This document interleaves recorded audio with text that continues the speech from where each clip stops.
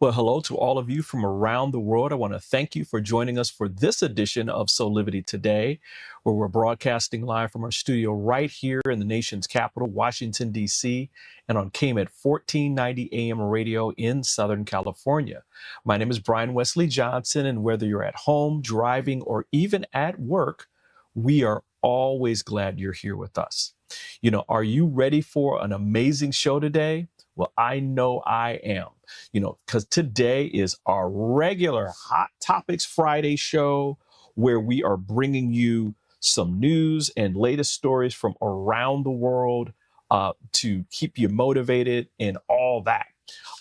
Listen, I want to make sure that we are keeping on time today because there's a lot to talk about.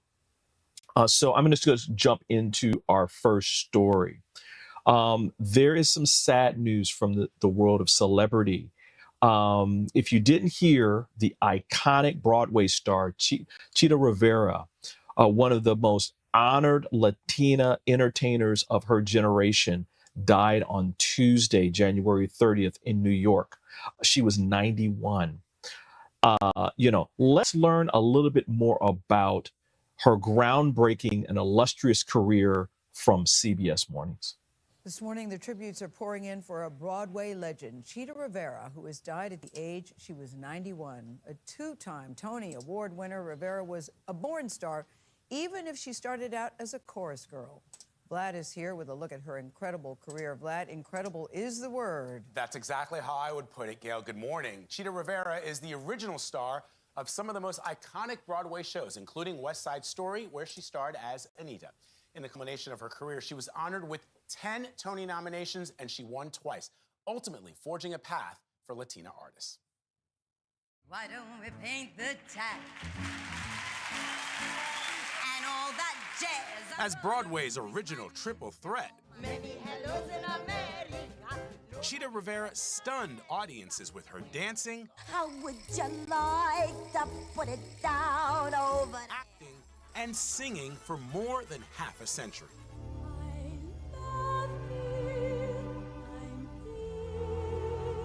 Rivera catapulted to fame as Anita in the original 1957 run of West Side Story.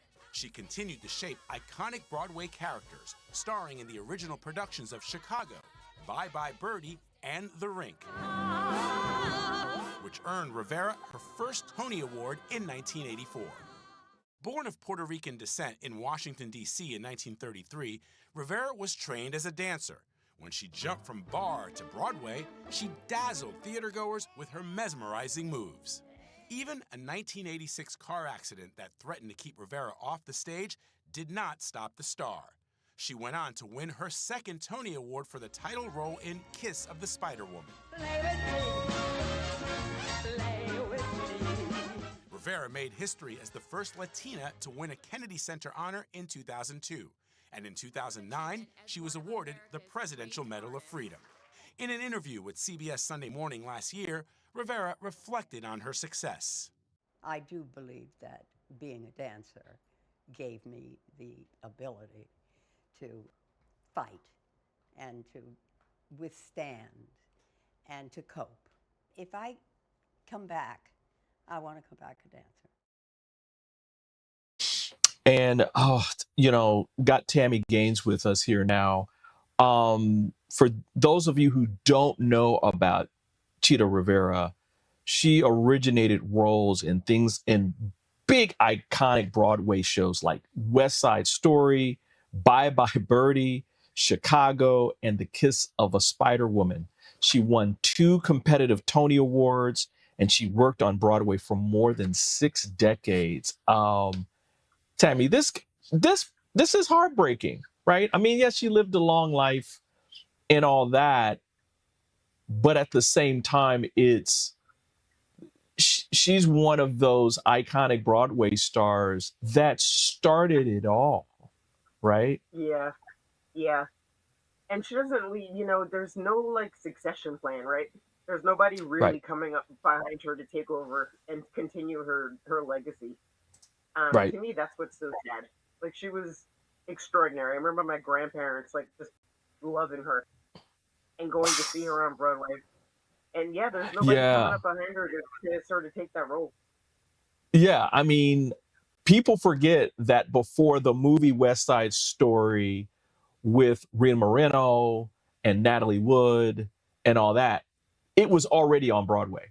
And that's Yeah. where it made its mark. And so it wouldn't have become a movie if Chita Rivera hadn't done it up to the point at which it's like, oh, we should make a movie out of this, you know? Yeah, exactly. Exactly. I remember we watched it. I don't know if you did. We read it in school, and Right. then they played the Broadway. There was video from Broadway's, and they played that. Like, they didn't play the movie; they played the Broadway show Right. for us. Oh man. So it's good to see you. Good to see you too. Happy Friday. Yeah, I know that there's been, a lot going on in the world lately. We're going to be talking about a lot of it on today's show. We're also going to get Tami's camera together so we can fully enjoy the fullness that is you, Tami. So we're going to take a quick break. But before we do that, I just want to remind everybody that, listen, this is Black History Month. And every day on Soulivity Today, we'll be featuring a story or a person or a resource that regards Black history. And so enjoy this moment of Black history with Soulivity Today.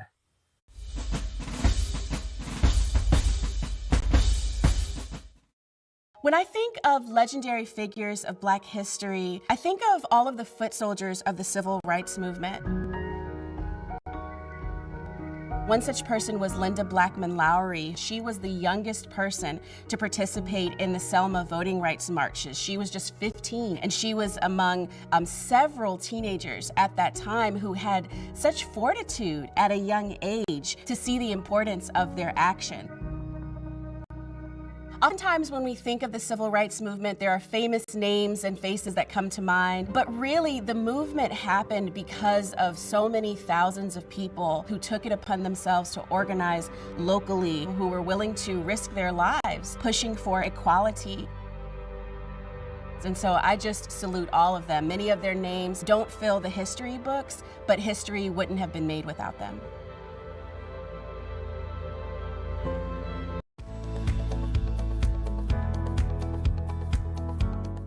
Hi there, this is Brian with Soulivity.com.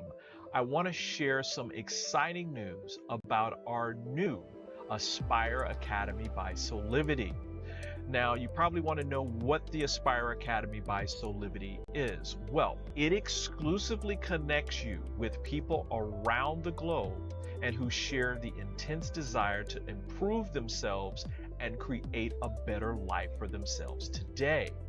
There's classes, there's workshops, there's live events, and even more exclusively just for you. You see, I wanted you to have a safe space where you could grow, you can learn, and it would empower you in all aspects of your life, including your mind, your body, and your soul. So how do you get started? Well, it is so easy.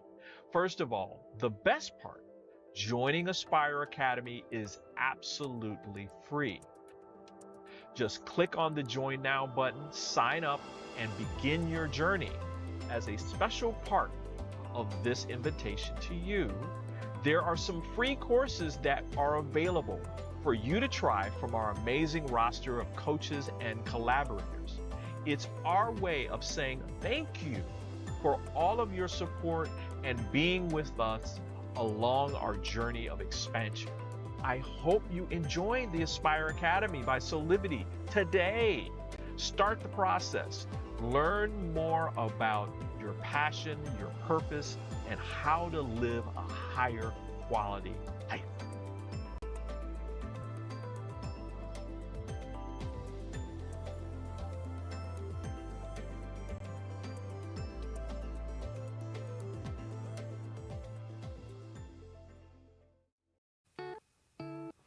Well, hello, Paris, France. It seems like it is a fantastic and beautiful day there. and so glad that you're here with us for Soulivity today for a Hot Topics Friday, where we are so glad that you're here. Listen, we're going to get to our next story, and we're working on some technical difficulties with. Oh, there she is. She's back. I'm back. Hey, Tami. It's a Friday, so sometimes there's these technical difficulties that are there, and so we just don't deal with it. We talked about this next story a couple of weeks ago in the last Hot Topics Friday. And we wanted to do an update because last Friday somebody got paid. And I would say that she might have gotten the last laugh. And that person is E.J. and Carroll. We talked about her defamation suit. Well, last Friday, a jury awarded $83.3 million to her in a stinging and extensive rebuke of former President Donald Trump for his continued social media attacks against the longtime advice columnist over her claims that he sexually assaulted her in a Manhattan department store. Let's listen to what she had to say in reaction to that on ABC News. We're joined now by E.J. and Carroll and her attorney, Roberta Kaplan. Welcome back to Good Morning America. Has it settled in yet? What a good question. The elation was so great on Friday.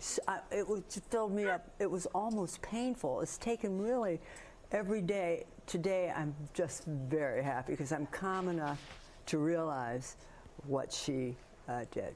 It's been reported that you exchanged smiles with the jurors on the way out. Is that true? Yes. What was that like?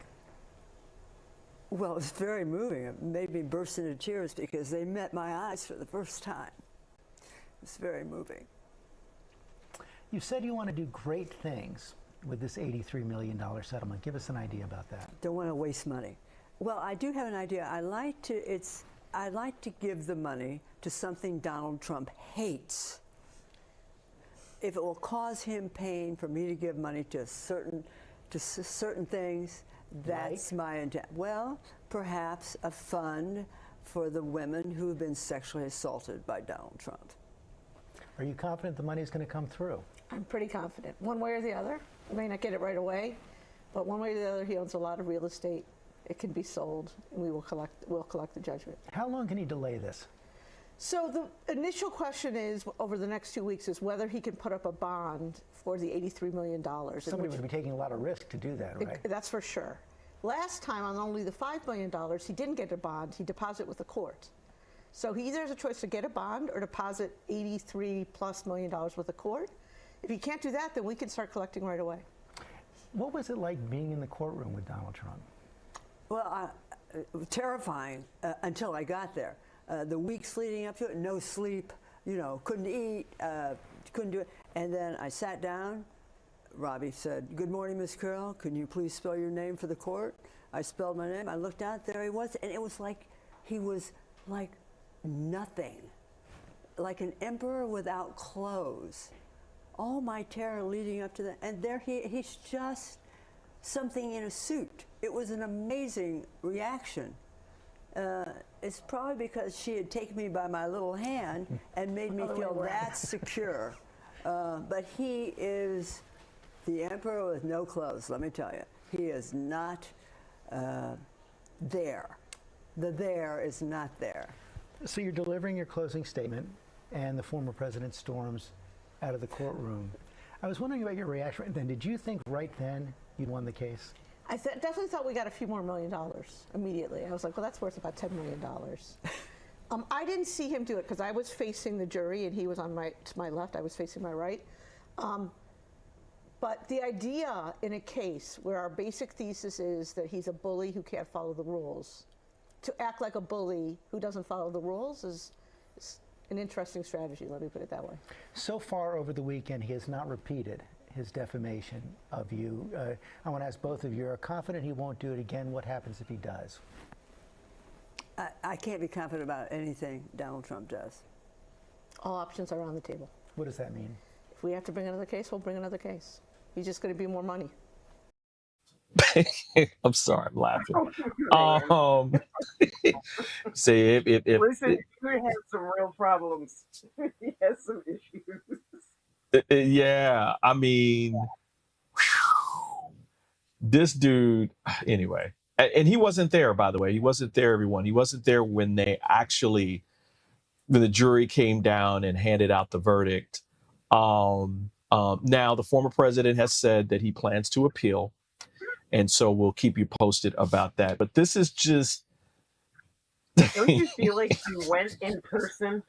He didn't go to all these court cases. He went specifically to intimidate her. Absolutely. And Absolutely. I think he's despicable. He's just despicable.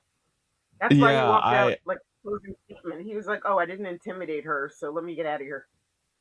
Yeah, and just to be clear, everyone, I mean, some of the news reports have framed her defamation trial as that she's making these claims and that the civil trial, went through and da da da da da. No. In the civil action, the jury actually found Donald Trump guilty based upon that level of the law of committing sexual assault against her. So this was all about, she was already awarded $5 million because of the guilt. He kept talking, and now this is another award because, you keep opening up your mouth in a defamation trial, they can keep going back to the well until you shut up.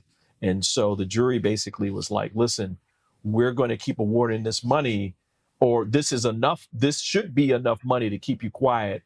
And as far as I've heard on social media, he's not said a word about this. So it might have worked. Crickets. So it might have worked. There was a moment, it wasn't in that interview, but E. Jean Carroll was talking about on her way out of the courtroom that she made some eye contact with some jurors. Mm-hmm. And they sort of gave her a nod like, all right, good for you. Good for you. Yeah. I mean, So and it should be good for her, right? I mean, again, everybody, in the eyes of the law, Donald Trump was guilty of defaming her. That is a done question. So every time you hear any of his attorneys or any of those folks saying that, oh, well, I didn't do it, and this is all a witch hunt, and da-da-da, that's over. That's over. It's over and done. The jury found him guilty. And so this is just about money now. How much money do you owe? And and since this is in the state of New York, I mean, New York, Tami, they ain't gonna play around. They will. Part of me, and he willfully ignored the judge. You don't do that in any court. The judge should stop talking. So they just kept putting money on top of the damages. Like, how do you ignore a judge when they say, like, don't talk about this, don't talk about her? Yeah, I don't get that either. I don't get that either. I don't know. Like, even if it was a traffic ticket, you wouldn't do that. Well, this is the former president, and it is what it is. Listen, so glad you're here. Just want to remind people that Tami's Table is back on Monday, 12 noon, right here on Soulivity TV channel. She's going to be talking with a lot of people about a lot of different things during this season. I can't wait to learn more and watch more. And because this is just such a great show, Tami. And so just want to remind people that we're going to find out more about what is coming up on Monday at the end of the show. So everybody stick around. Listen, we're going to take another quick break, but when we come back, our next story involves something that's been going on, in the news now for, I'd say, a month or two now, and regarding the current U.S. Secretary of Defense, Lloyd Austin. So we'll be right back.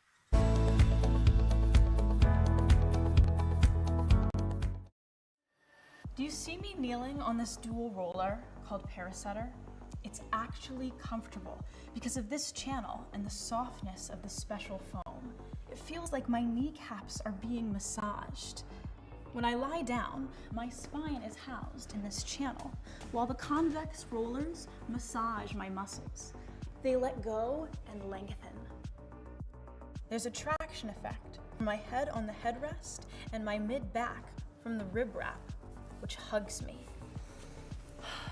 When I start the breathing sequence, I feel calm because my cortisol levels are dropping. Lower cortisol means bye-bye constant hunger. Parasetter is 40 inches long and much more comfortable than old-style rollers, but it weighs only 10 ounces. Parasetter, just like Pilates was, is no longer an insider secret. Do yourself a favor. Reset your parasympathetic nervous system. Defeat stress. Lying, sitting, kneeling, or standing. This unique patented roller helps everyone.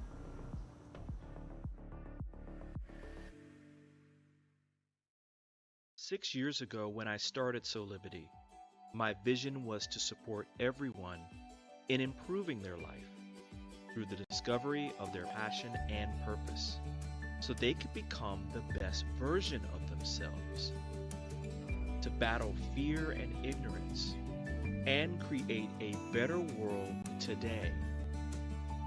Get inspired to live your passion and purpose. Visit Soulivity.com now.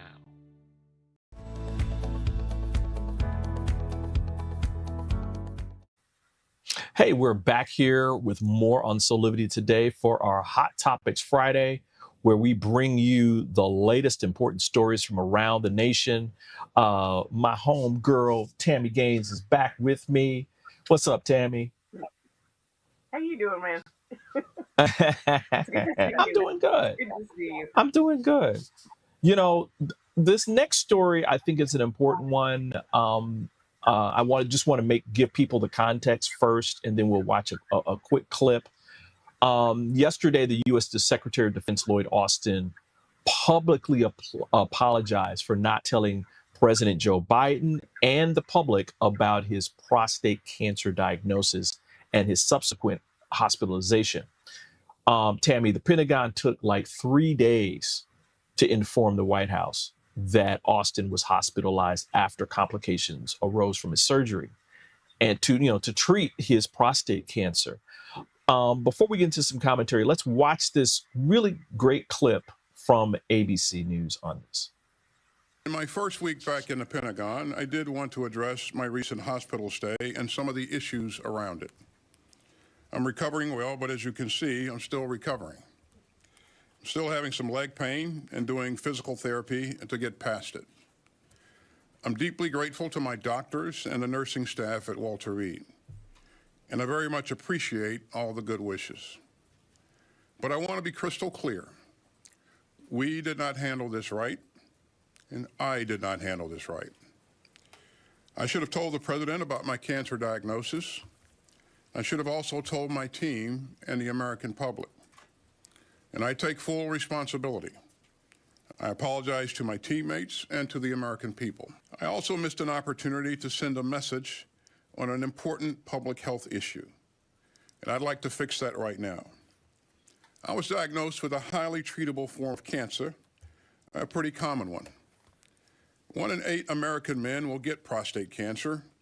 1 in 6 black men will get it.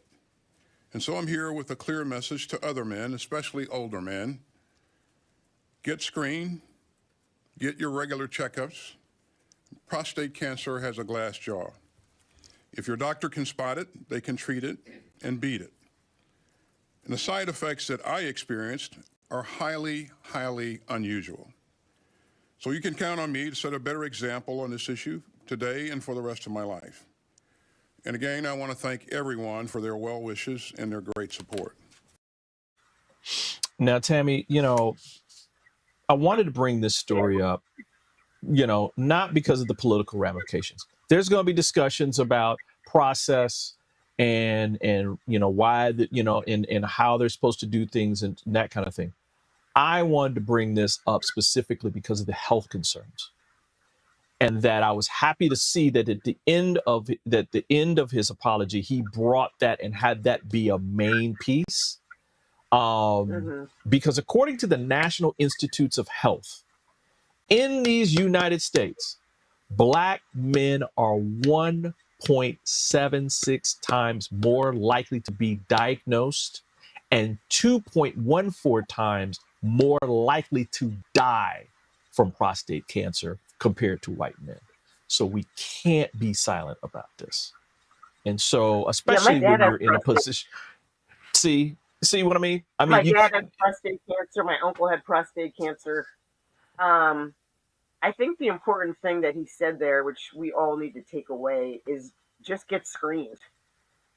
Yes. Like, it's very treatable. You're not going to die from prostate cancer. Like, it's the most treatable form of cancer you can have. Right. But I think as a culture, Brian, I feel like Black men don't want to go to the doctor. No, they don't. No, they don't. They don't want to go.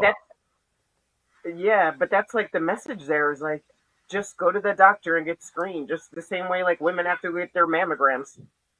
Right. And again, I'm glad that he came. I'm glad that he made his apology about the bigger stakes, because defense secretaries are going to come and go, right? The Defense Department has very capable people. Our national security, isn't just going to falter and go to the wayside because the Secretary of Defense is not there. They had a very capable deputy that handled things for the 3 days and all that kind of stuff. But he was in a position of influence and power, and when you're in that position, you have to speak out. I get it's private. You don't want people to know all the intricacies and all that, but you're a public official, right? And so I'm glad he apologized. I know there'll be some things around it that will come later, probably later down the pike. I'm sure Biden has full confidence in him right now. There may be a switch out later if he wins re-election, there may be a change then. But this is bigger than just that, right? I mean, yeah. Sorry, I was going to say, I don't think that they're going to switch them out, but I did have a moment of like, damn, Lloyd, you couldn't have like told your wife to make a phone call? Right. Because that's what the fallout is going to be. Like, if I was going to the hospital to have a procedure, I'd pick up the phone and be like, hey, Brian, I'm going to be out of pocket for a few days. I'm going Absolutely. So I thought that was a very well-crafted apology. Mm-hmm. But I also am like, damn, Lloyd. Yeah, I mean, again, it's one of those missed opportunities where, let's say he had come out in the beginning and went to the president first, right? Let the president know, I've got to go in the hospital for this. Let's say it was an emergency, right? Maybe, that kind of thing. Got to go into the hospital. This is what's going on. But I want you and to the American people to know what's going on, that I'm being treated for prostate cancer. This is too big for me to keep private. And as soon as I'm well enough, I would like to, stand in a White House briefing with you to talk about this. And let the media ask their questions and all that, and make it a bigger story around, again, Black men are dying at more than 2 times the rate of white men when it comes to prostate cancer. Mm-hmm. Come on, right? And so we got, as Black people, we've got to push this forward and say, listen, this is what's happening. This is what's going on. And go get screened. Go get screened. Go get screened. Have regular health checkups. Don't be mannish, right? About this. Go, and that kind of thing. And then talk about it. Men, let black men come on. We can talk about this with each other too, right? And let it be okay, because that's another part.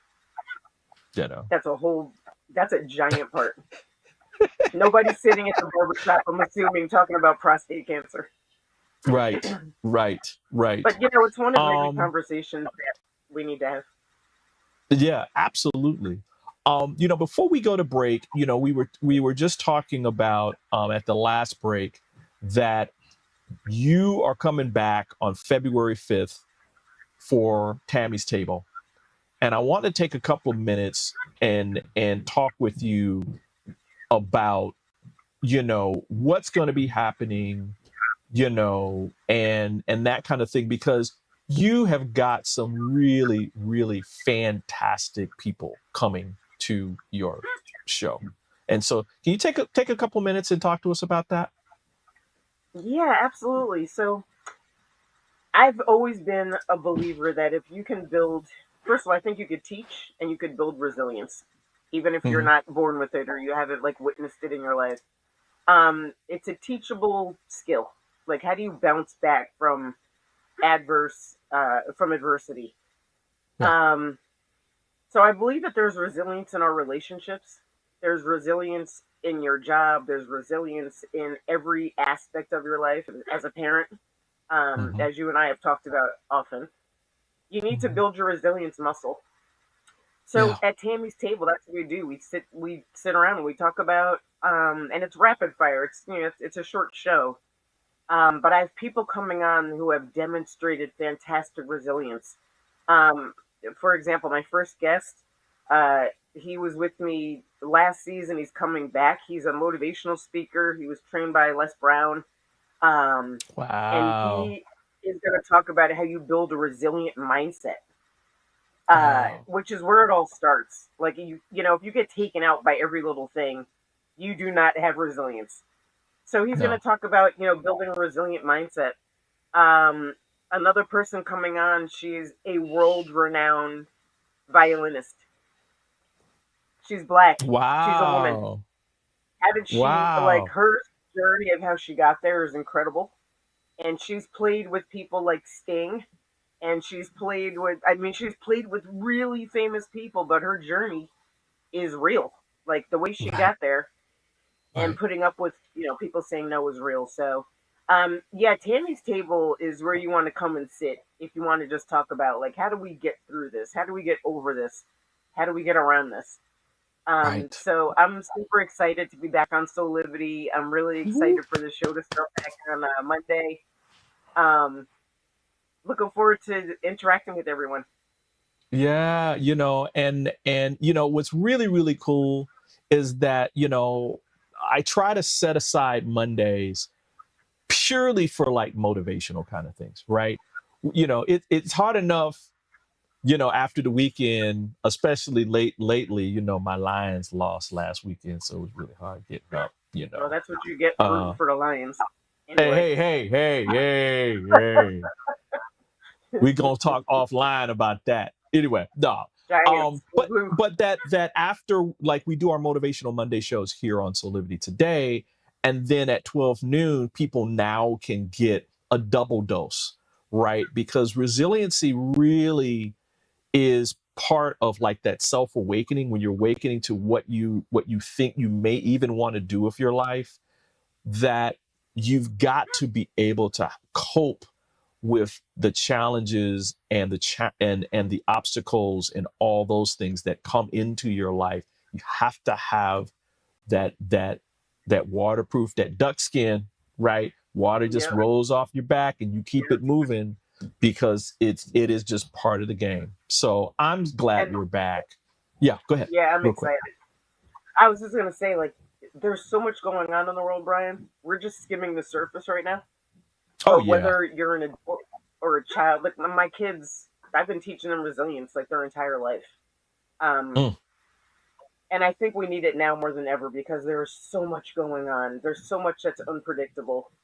Absolutely. And I think just having an unpredictable, future is as difficult as dealing with adversity. It's like, I don't know what's coming next. Absolutely. Right? We watch the news. It's like, I have no idea what's coming next. Absolutely. Absolutely.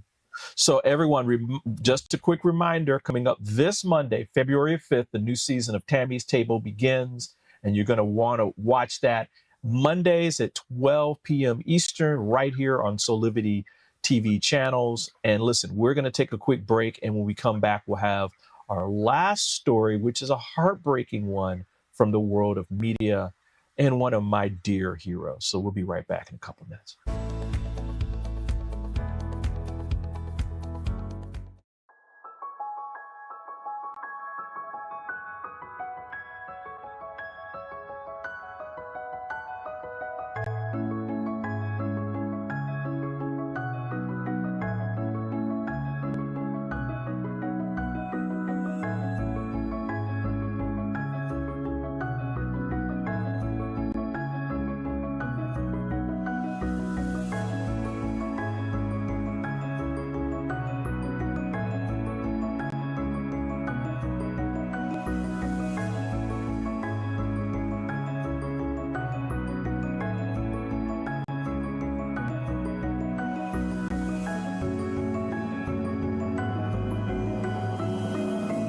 Find all of the Satana products at our Go shop at go.soulivity.com. Have you ever asked the question, if I was to be anything, what would I be?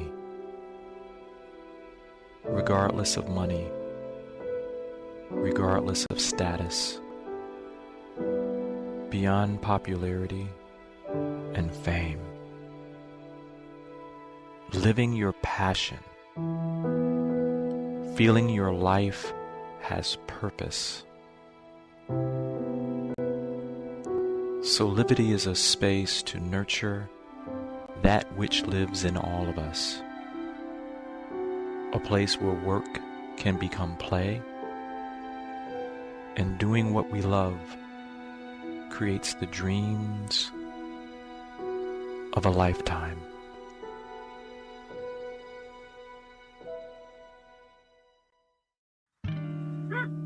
Well, hello, DC. Looking pretty good, looking pretty good. A little overcast, but we'll get there, we'll get there. And I just want to say, hey, we're back here with more on Soulivity today for our Hot Topics Friday, where we're bringing you some of the latest important stories from around the nation. And Tami Talks, Tami Gaines is back with me as well. Tami, this last story, we were just kind of talking offline about this. This one's hard for me. And so, because this is one of my longtime heroes in media, and he passed away. I think it was very late on Wednesday because the news started to break yesterday into today. Joe Madison, the award-winning radio legend and social activist, also known as the Black Eagle, whose live morning show helped bring attention to pressing human rights and civil rights issues. He died, as I said, late Tuesday, Wednesday, following a years-long battle with prostate cancer. He was 74. Now, during his radio career spanning more than 40 years, Madison collected a series of impressive accolades and awards, including being inducted into the Radio Hall of Fame in 2019, as well as something I'm going to tell people about in just a second. But let's talk about before his radio career, because this is also amazing, right? Before he was in radio, Madison climbed to the ranks of the NAACP, rising from being Detroit's youngest chapter leader at age 24, to eventually become the national political director and finally serving on the nation's oldest civil rights organization's national board of directors for 14 years. Now, the accolades that I was talking about before include this little known fact. Check this out, Tami. Madison is also a Guinness World Record holder, stemming from him staying on the air for 52 straight hours to raise money for the Smithsonian African American History and Culture Museum right here in Washington, D.C. And as such, Madison holds the record for the longest marathon hosting a radio talk show. Now, it was really hard for me, Tami, to try to find either a clip or something like that that kind of embody who he was on radio. But I did find this one great clip from an interview with him where he discusses the self-sabotage of Black consciousness in pop culture. And what that means is that he looked at trying to empower people of color, specifically Black people, in all its forms. So he would just talk out when he wanted to talk out. So check out this one clip. We sometimes culturally condition ourselves. We do it ourselves. Look what Lil Wayne did with Emmett Till. How could anybody in their right mind, Black or white, put together the kind of lyrics he did? Beat that pussy up like Emmett Till. Yeah. And the way he used Emmett Till. I mean, at some point, he didn't at some point, somebody didn't teach him the history of what happened to Emmett Till? At some point, wait a minute, he didn't bother to go on, even if he wasn't alive, which he wasn't, he didn't bother to go online and say, oh, wait a minute, let me look this up. Let me look this up. Let me see that photograph. Because I remember it when I was 5 years old. And I opened up my jet and it scared the hell out of me. And let me tell you how it scared my parents and my grandparents. We used to go down to Mississippi, and that's where we spent our summers with our cousins from Clarksdale, Mississippi. When that Emmett Till incident took place and that photograph showed up in Jet magazine, Black folks stopped going to Mississippi. But not a lot, but I'm just saying, no, we're not sending our teenage son, we're not sending our children down there. If they'll do this to him, Emmett Till, they'll do it to my son. And so many of us who grew up in the North and used to go south and spend our summers down there, that stopped. That's how again, the pain, remember I said parent leads to passion, passion leads to purpose. And that's what folks, let me tell you again, Rosa Parks sits on the bus, the lie is told. I mean, this is how it goes. Let me show you how it goes. The lie is told that she didn't get up because her feet hurt. That was a lie. I knew Rosa Parks very well. And I once told that story to her. I repeated that story to her. Rosa Parks said, don't you ever repeat that again. I didn't get up because I thought about Emmett Till. It was a little less than a year after. I thought about Emmett Till, and I said, enough's enough. So Barbershop comes out, and what do? They incorporate Rosa Parks in the dialogue to somehow suggest, oh, she didn't do anything but sit down on the bus. Rosa Parks ain't do nothing but sit her black head down. That's right. See, let me tell you something. Cultural conditioning. I keep pointing, it's cultural conditioning. Now, folks will say, well, they do the same thing to white characters and all that. They might do it to Gandhi, and they might do. Yes, they do, but there is a balance. What did I say Gandhi said? At first, they ignore us. Then they make fun of us. And then they attack us. Whew, rest in power, my dear brother. That's deep. Right? That's I mean, and let's be clear, right? We're going through a cycle right now where this is happening, right? So Joe, and this was years ago, right? When Joe Madison was talking about that, listen, I get it. And we're going to kind of make fun of ourselves, even make fun of some of our history, but there's got to be this balance in truth telling that's also part of it, right? You can't just leave things like Rosa Parks sat down because she was tired, her feet were tired, right? That's not what happened, and that somebody in that scene needed to educate, like say, no, exactly. She sat down because of Emmett Till, and that's the history, and then that becomes knowledge, right?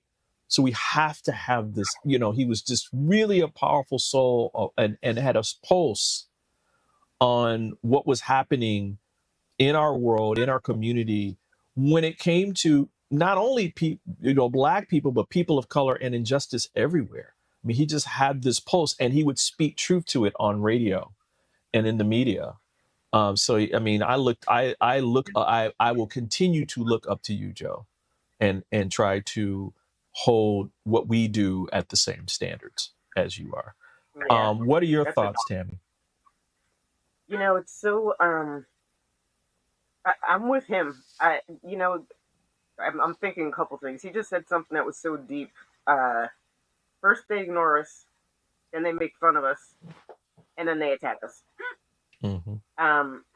That's pretty much what's been going on for the last couple of years, whether it's anti-Semitism or the Right. increase in anti-Asian, rhetoric. I think you're right. It doesn't matter what color you are. If you're anything other than white, I think like everybody's feeling that right now. So I thought that was really Right. profound. Right. And I gotta tell you, Brian, I will not spend my money on stupidity. So, for example, that movie Friday with who's in Friday? Ice Cube. Friday and Friday. Once I had found out it was about like a bunch of black kids smoking weed on the stoop, I was like, Right. I'm not going to put a penny toward. I don't watch it like it's streaming. I haven't watched it streaming. I didn't see it in the movies. I think his point about the fact that there needs to be a balance, like, Right. don't insult Right. us by making stupid movies like that. Right. Right. I hear you. So I'm with him on that, like that balance. Like you're right. Somebody in barbershop should have said, "Let me tell you exactly why Rosa Parks sat down." Like there was no balance in barbershop. There's no I think I balance. just saw barbershop like last month. I Yeah. just saw it. Yeah, and again, it's like these missed opportunities, right?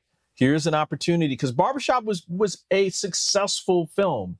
They wouldn't have done Barbershop 2 if Barbershop wasn't successful, right?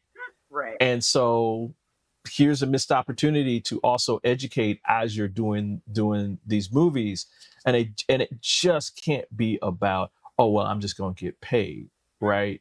It's got to be more than that.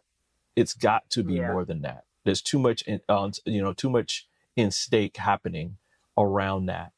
Tami, as you know, we're kind of wrapping our show up today because we're kind of running out of time. I just wanted to echo Joe Madison's rallying cry that he always talked about at the end of his shows. And it was like, for those who are willing to take up the battle to make our world better for all people, he would always say, what are you going to do about it? And so I'm going to challenge everybody today to that credo. What are you going to do about it to help move our world forward? And so with that, why don't we get back to some shameless plugs here? Just want to remind people, Tami, you have this beautiful website. I just love it. I love going to it. And just like, Oh, thank you. it's like a warm blanket.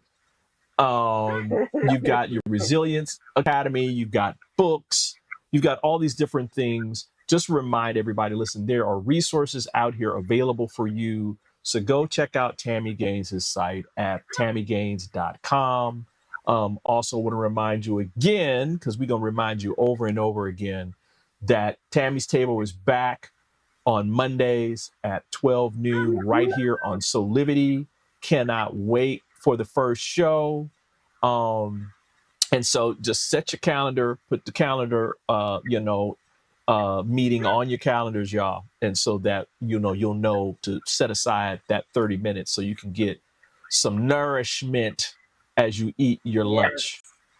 Also want to remind everybody, listen, we are on social media. And so specifically go subscribe to our YouTube channel where you can watch this show and all of our other shows, including Tami's Table, over and over again. We're at Soulivity Magazine. Just do a search on YouTube and follow us on all our other social media channels. As well as if you've got a podcast provider like Spotify or Amazon or Apple Podcasts, you can listen to all of our Soulivity Today shows there. And so go check that out and subscribe, and you will be in the know. Also want to remind you, listen, there is tons and tons and tons of content on our Soulivity.com site. This is inspiration for your passion and purpose. And so go there, read, watch, and enjoy. Tami, it's so good to have you on here. I can't wait. I can't wait for next week now. You know, can we I just know. move to So go I'm to Friday excited. And already? I'm also, I need to give you props real quick. I'm so proud of you and what you've accomplished and what you're accomplishing with Soulivity. And I'm Oh just man. very honored and blessed to be part of it. Oh man. Well, You're a you rock star. know. Hey now, Oh you're a rock man. star. Get your And name on. everyone, I didn't pay her for that. I didn't pay her for that. That was No, I felt no. inspired to tell you. Oh, well, thank you for that. I appreciate you, and you know, we're in this together, right? We're trying to help things, trying to move the ball ahead. And sometimes, talking about some of the things that we talk about is hard, right? I know that some of you may get, a little miffed at, some of maybe the concepts, maybe even some of the stances. That's okay. We can have a conversation about different things. But the main thing is that we're all moving toward improving our lives and creating best lives and living together in harmony and joy and peace and all the other things that can be part of that. And so you're part of that as well, Tami. So thank you. Thank you for that. Listen, we are almost out of time. I just want to thank each and every one of you for being here for another Soulivity Today show. This is how we do it Monday through Friday at 8 a.m. Eastern on all of our Soulivity channels, where we are trying to give you what you need to move your life forward. And if you're on the West Coast, you can also listen or even watch us on KMET 1490 AM radio out in Southern California. So that's at 8 a.m. Pacific time. So until this next show, which is on Monday, for our Motivational Monday, don't forget at 12 noon, Tami's Table as well. On behalf of everybody here at Soulivity, this is Brian Westley Johnson saying again, thank you for joining us. Keep pushing on your passion and purpose, and you're going to create your high quality life, your best life today. We'll see you next time. Bye for now.